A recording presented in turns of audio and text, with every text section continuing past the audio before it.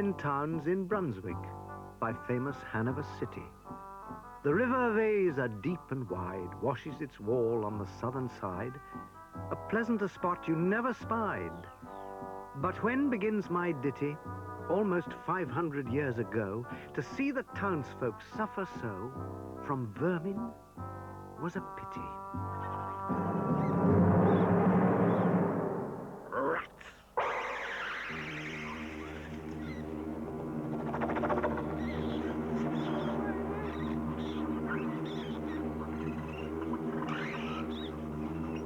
They fought the dogs and killed the cats and bit the babies in the cradles and ate the cheeses out of the vats and licked the soup from the cook's own ladles, split open the kegs of salted sprats, made nests inside men's Sunday hats, and even spoiled the women's chats by drowning their speaking with shrieking and squeaking in 50 different sharps and flats.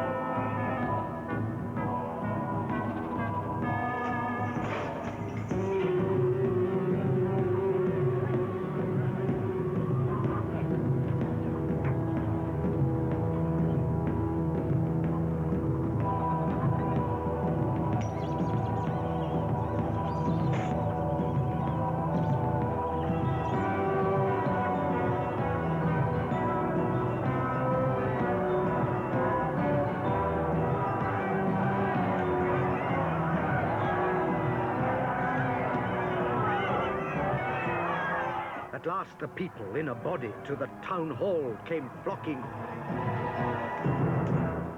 "'Tis clear," cried they, "our mayors are noddy, and as for our corporation, shocking to think we buy gowns lined with ermine for dolts that can't or won't determine what's best to rid us of our vermin. You hope because you're old and obese to find in the furry civic robies. Rouse up, sirs! Give your brains a racking to find the remedy we're lacking, or sure as fate we'll send you packing."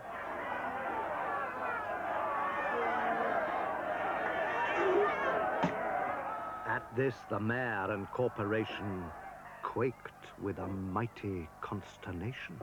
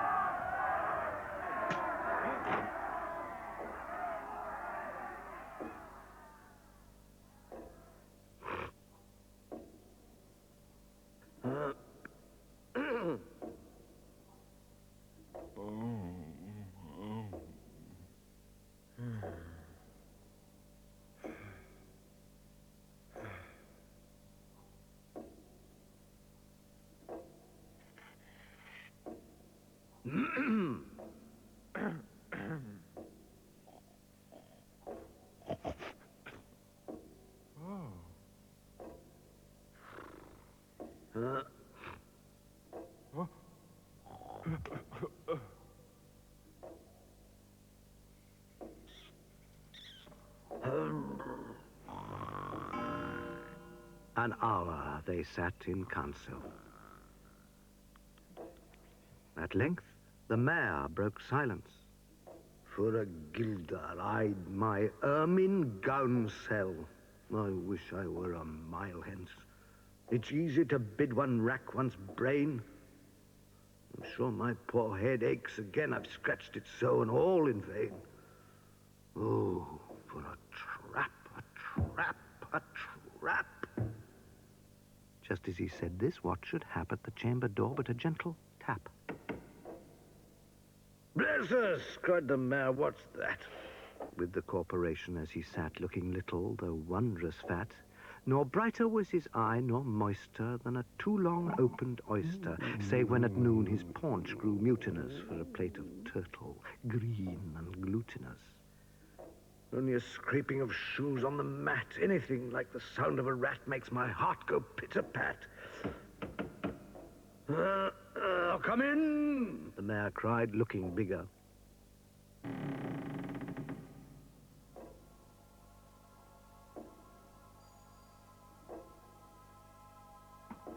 And in did come the strangest figure. His queer long coat from heel to head was half of yellow and half of red, and he himself was tall and thin, with sharp blue eyes, each like a pin, with light, loose hair, yet swarthy skin, no tuft on cheek nor beard on chin, but lips where smiles went out and in. There was no guessing his kith and kin, and nobody could enough admire the tall man and his quaint attire. Quoth one, "It's as my great-grandsire, starting up at the trump of doomstone, and walked this way from his painted tombstone." He advanced to the council table, and, "Please, your honor," said he, "I'm able, by means of a secret charm, to draw all creatures living beneath the sun, that creep or swim or fly or run, after me, so as you never saw. And I chiefly use my charm on creatures that do people harm, the mole and toad and newt and viper, and people call me the Pied Piper." And here they noticed round his neck a scarf of red and yellow stripe, to match with his coat of the self-same check, and at the scarf's end hung a pipe, and his fingers, they noticed, were ever straying, as if impatient to be playing upon this pipe, as low it dangled over his vesture so old-fangled. "Yet," said he, "poor piper as I am, in Tartary I freed the cham last June from his huge swarms of gnats. I eased in Asia the nizam of a monstrous brood of vampire bats. And as for what your brain bewilders, if I can rid your town of rats, will you give me 1,000 guilders?" 150,000 was the exclamation of the astonished mayor and corporation.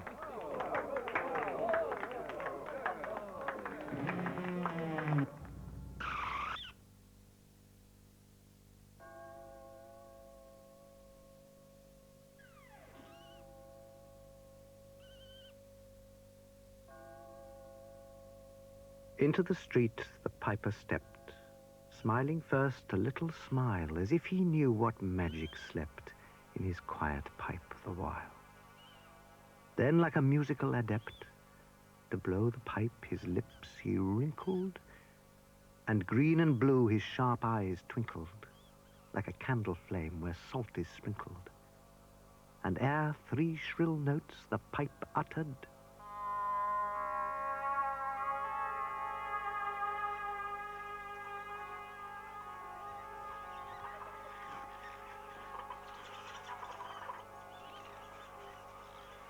you heard as if an army muttered.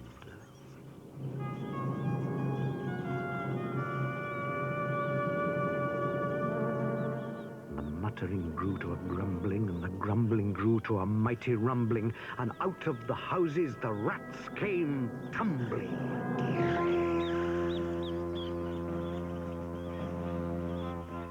rats, small rats, lean rats, brawny rats, brown rats, black rats, grey rats, tawny rats, brave old plodders, gay young friskers, fathers, mothers, uncles, cousins, cocking tails and pricking whiskers, families by tens and dozens, brothers, sisters, husbands, wives, followed the piper for their lives.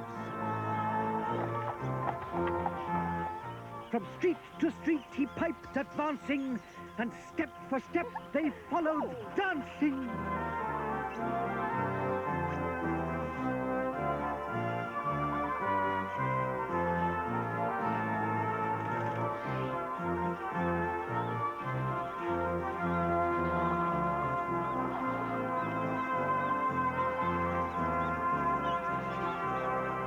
Until they came to the river Weser, wherein all plunged and perished.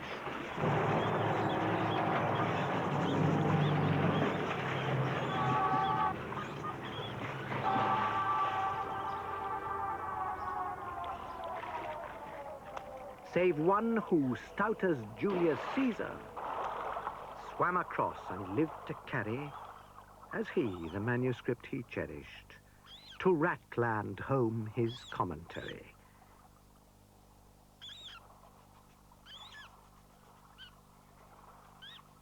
Which was?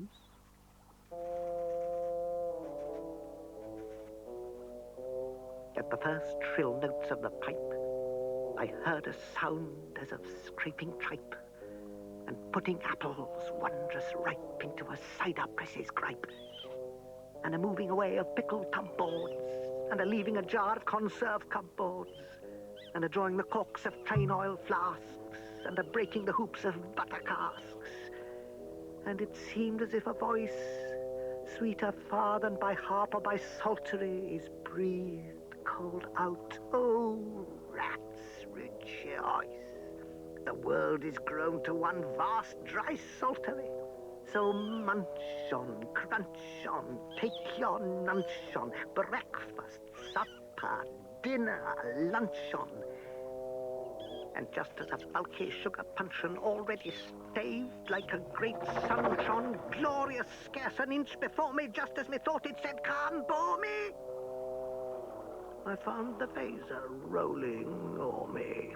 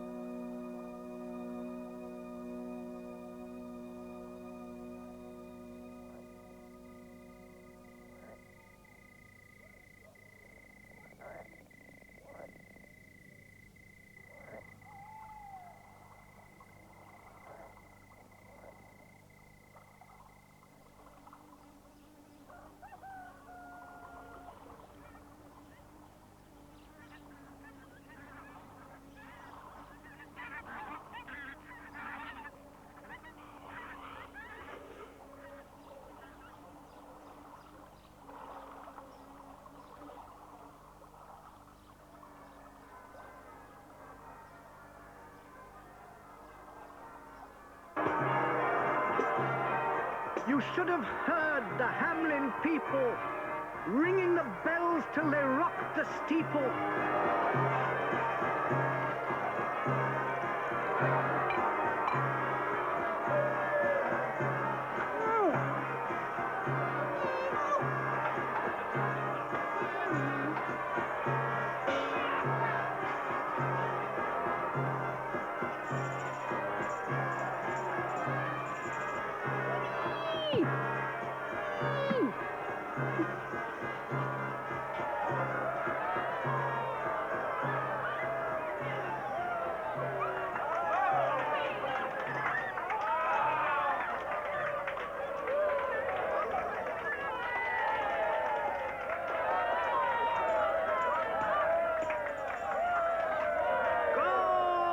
cried the mayor, and get long poles, poke out the nests, and block up the holes. Consult with carpenters and builders, and leave in our town not even a trace of the rats. When suddenly up the face of the piper perked in the marketplace with a, "First, if you please, my 1,000 guilders." 1,000 guilders. The mayor looked blue. So did the corporation, too.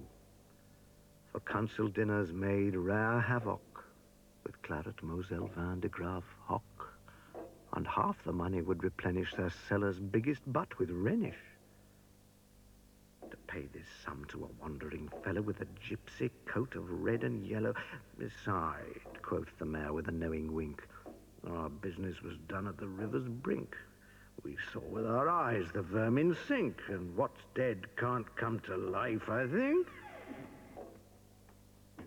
So, friend, we're not the folks to shrink from the duty of giving you something for drink, and a matter of money to put in your poke. But as for the guilders, what we spoke of them, as you very well know, was in joke. Beside, our losses have made us thrifty. 1,000 guilders. Come. Take 50. The piper's face fell, and he cried, "No trifling. I can't wait. Beside, I've promised to visit by dinner time Baghdad and accept the prime of the head cook's pottage, all he's rich in. For having left in the caliph's kitchen of a nest of scorpions no survivor, with him I proved no bargain driver. With you, don't think I'll bait a stiver. And folks who put me in a passion may find me pipe after another fashion." Oh? cried the mayor. D'you think I brook being worse treated than a cook? Insulted by a lazy ribald with idle pipe and vesture piebald? You threaten us, fellow? Do your worst. Blow your pipe there till you burst.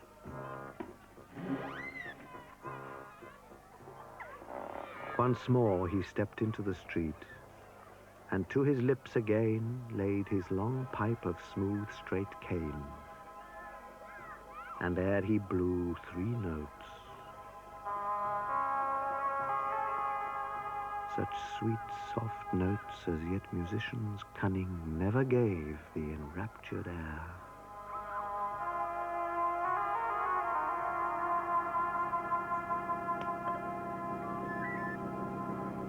There was a rustling that seemed like a bustling of merry crowds jostling, a pitching, hustling.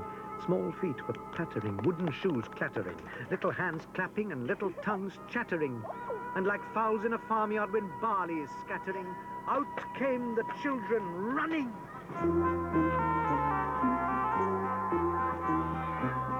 All the little boys and girls with rosy cheeks and flaxen curls and sparkling eyes and teeth like pearls, tripping and skipping, ran merrily after the wonderful music with shouting and laughter.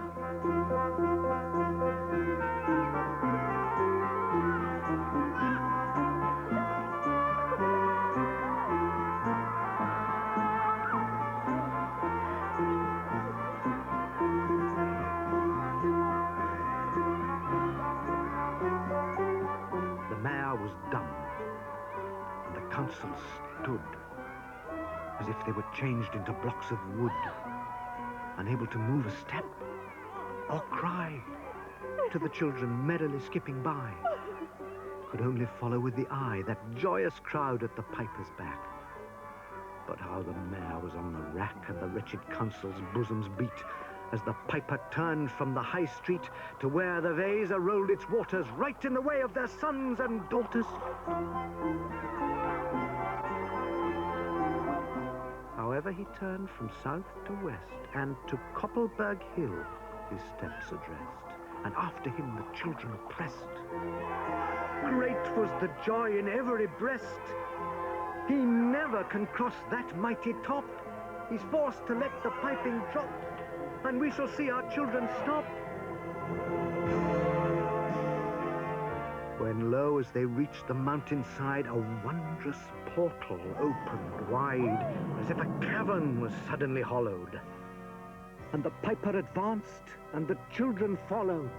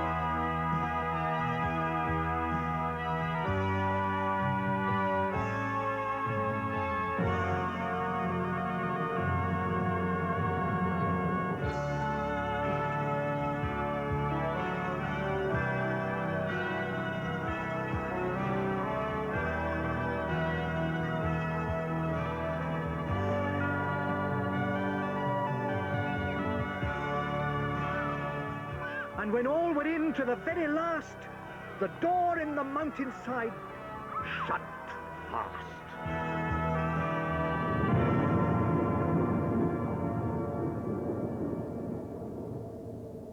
Did I say all?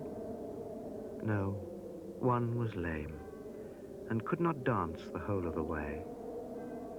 And in after years, if you would blame his sadness, he was used to say, "It's dull in our town since my playmates left. I can't forget that I'm bereft of all the pleasant sights they see, which the piper also promised me. For he led us, he said, to a joyous land, joining the town and just at hand, where waters gushed and fruit trees grew and flowers put forth a fairer hue, and everything was strange and new.